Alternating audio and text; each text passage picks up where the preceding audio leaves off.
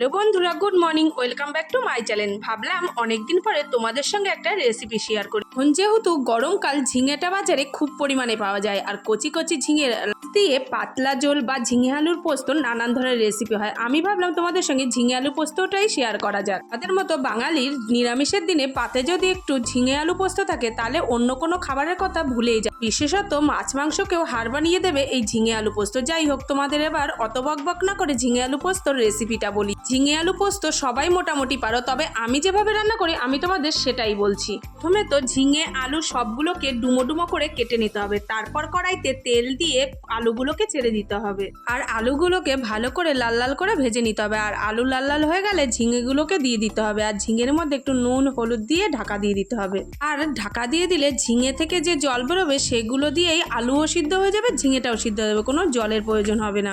এদিকে পোস্ত, একটুখানি জিরে আর কাঁচা লঙ্কা বেটে নিতে হবে। আর ও হ্যাঁ, পোস্তটা বেশি মিহি করতে হবে না, পোস্তটা একটু দানা দানা থাকলে মুখেও বাঁধবে, দেখতেও সুন্দর লাগবে আর খেতেও টেস্টি হবে। এবার ঝিঙে আলু দুটোই মজে গেলে পোস্তটা দিতে হবে। পোস্তটা দিয়ে কিছুক্ষণ কষিয়ে তারপর একটু মিষ্টি দিয়ে দিতে হবে। তারপর কিছুক্ষণ অল্প আঁচে নেড়ে নিলে আর নামানোর আগে একটু কাঁচা তেল দিয়ে নিতে হবে, তাহলে খেতে আরও টেস্টি হবে। কাঁচা তেলটা অপশনাল, মন চাইলে দিতেও পারো আবার নাও বা দিতে পারো, আমার ভালো লাগে তাই আমি দিয়েছি। তাহলেই রেডি আমার ঝিঙে আলু পোস্ত। যাই হোক, রেসিপিটা তো তোমাদের বলিয়ে দিলাম, এবার তোমরা বানিয়ে টেস্ট করে দেখো কেমন খেতে। আমার তো খুব ভালো লেগেছিল, তোমাদের কেমন লাগলো অবশ্যই কমেন্ট করে